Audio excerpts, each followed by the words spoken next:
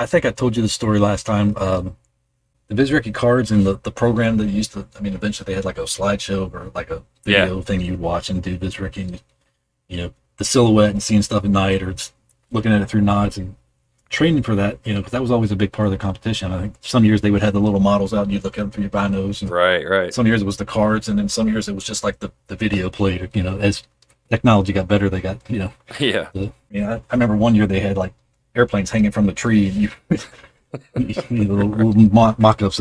So, Yeah. but anyway, so in Desert Storm, when we moved up across the border and got to the night of the ceasefire, you know, about 100 hours or whatever, a couple days into this movement, and the TOC had lined up, or we got to where we were on our the TOC stopped, and we were on our position on the clock, and we were at the 7 o'clock position, was, you know, kind of where we set up, and we're taking turns as we did, you know, who's up in the hatch for watch and all that. 'Cause we were still had to have someone, at least one person on every vehicle. Right, maybe like you know. 33% security or something like that. Yeah. Yeah.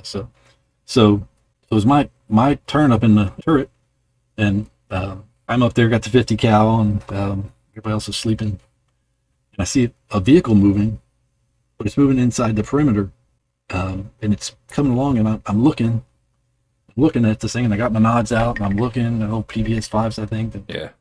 Horrible. And I'm looking, I'm like, what is that? And I could tell it wasn't an APC. And I'm like, it's not a Bradley? Then you see that shape in the front, and I'm like, holy shit, that's a BMP. It's a BMP inside the perimeter.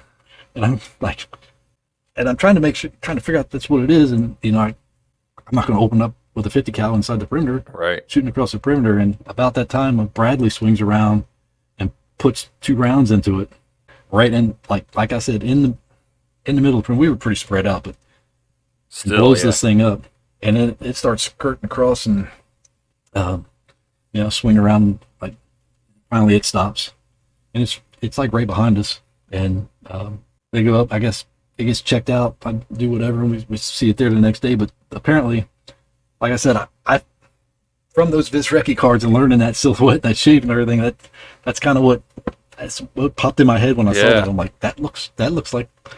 It's like you a just BMP remember that just shape. right Like up. that looks familiar. Yeah. That doesn't look like a US. Yeah. Yeah, you know, and So what was the deal? was What the first happened? time What did they find in we there? came in. We came in the middle of the night. It was, you know, in the middle of the night when we stopped and set up, and that guy was in a revetment in the middle, and we didn't know it, and we just came up and put a perimeter right around that, My right God. around him. What bad luck And I for guess that he guy, was- man. I guess he just decided he was going to try to sneak out in the middle of the night.